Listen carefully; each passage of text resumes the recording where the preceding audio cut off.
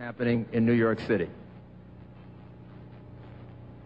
In an age even of computer communication and international communication and the ability to communicate with the people by fax and in all kinds of different ways, it still is important to be somewhere, to be in a place, to see people, to deal with them, and to be face-to-face with them. And New York City gives you that opportunity. The Rockefeller family understood that and foresaw that New York was the inevitable home for the United Nations, the geographical center for the voice of humanity. In a brief video introduced by the United Nations Secretary General Boutros Boutros-Ghali and containing some exceptional footage, the connection between the United Nations, New York City, and the Rockefeller Foundation is clearly drawn. So if we could play the video, I really would appreciate your watching it. I think you're going to enjoy it very, very much.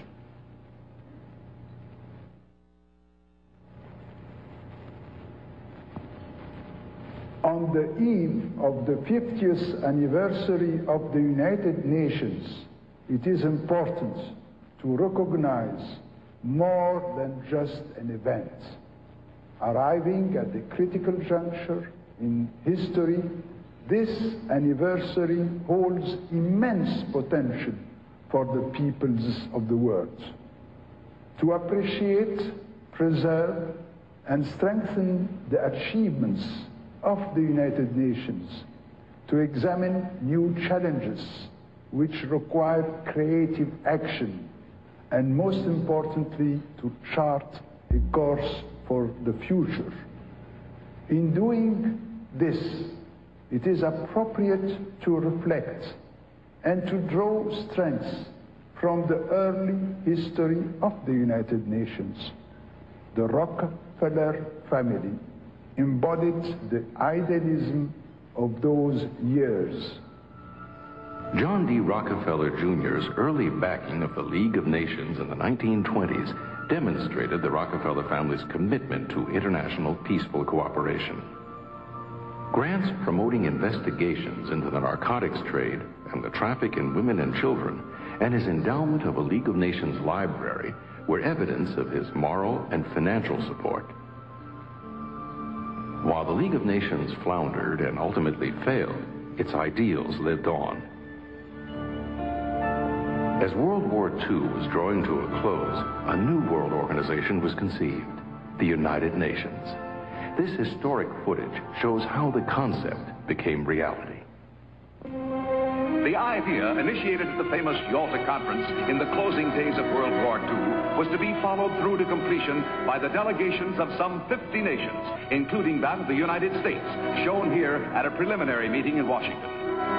April 25th, 1945, while the war was still raging overseas, the free nations of the world assembled for the first meeting of the historic conference from which was to evolve the final drafting of the Charter. The President spoke to the assemblage from a radio microphone in Washington, D.C. The world has experienced a revival of an old faith in the everlasting moral force of justice. At no time in history has there been a more important conference or a more necessary meeting than this one in San Francisco. You members of this conference are to be the architects of a better world. In your hands rests our future.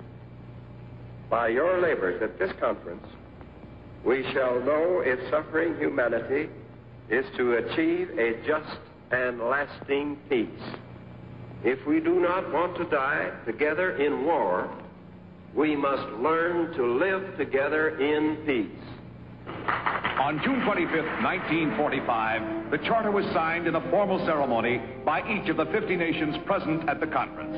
Out of the chaos of World War II had come a global brotherhood that carried within its legislative structure the seeds of world peace for the generations to come. Many tasks were set before the young United Nations, including the resettlement of World War II refugees, the drive to secure fundamental human rights, the struggle to limit the growing proliferation of atomic weapons, and the task of finding a permanent home for the organization. The world looked on as a search was initiated.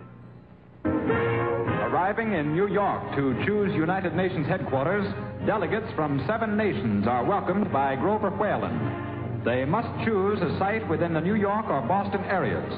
The committee calls on President Truman at the White House before proceeding to inspect locations. The eastern United States will soon hold the new capital of the world. Nelson Rockefeller, a former member of the U.S. delegation to San Francisco, was appointed by New York City Mayor O'Dwyer to interest the UN in building on the 1939 World's Fairgrounds in Flushing Meadow. When the UN rejected this proposal, the Rockefeller family considered offering part of their own estate, Pocantico, and adjoining properties for the headquarters site. No decision had been made when the UN convened in the fall of 1946. The Rockefeller family was more concerned than ever with bringing the UN to New York City. News accounts from the period convey the atmosphere. As the weary delegates of 54 nations prepare to end their meeting, the world takes stock of recent weeks, highlighted by the beginnings of cooperation. Hopeful signs are the unanimously passed resolution on armaments reduction and atomic controls. And there was big news in the last days as headlines told another story. The gift of a site by John D. Rockefeller Jr. for a permanent world capital in New York. Quickly accepted, the strip along Manhattan's East River is valued at $8.5 million. An ideal site for skyscraper headquarters, the 6-block area extends from 42nd to 48th Street. The Rockefeller family formally presented its gift to the UN in March of 1947. The future of this country and the lives of our children and our children's children are interwoven with the success of the United Nations. In it lies the hope of the people of the world. My father considers it a privilege to have had a part in the development of its permanent home. I'm glad to hand you, Mr. Lee, my father's check. Thank you, Mr. Rockefeller. Mr. Rockefeller, Mayor Dwyer, the United Nations extends its sincere thanks to you and to your father for this magnificent gift. We intend to go ahead and create on the East River site a dignified and appropriate headquarters for the United Nations, which will stand for generations to come as a great monument to peace and security. Your family can be proud of its contribution to this cause. Thank you very much. The Rockefeller gift changed the course of history and brought the United Nations to New York City. It is a gift which gave practical and moral support to the young United Nations, thus enabling it to succeed where the League of Nations had failed. It is a gift which furthered the United Nations mission to help save succeeding generations from the scourge of war. And the Rockefeller family's commitments to the United Nations did not end with this exceptional gift. It continues to the present day, and it is personified by David Rockefeller, whom we honor for his dedication to democratic principles, for his dedication to development, and for his dedication to international peace.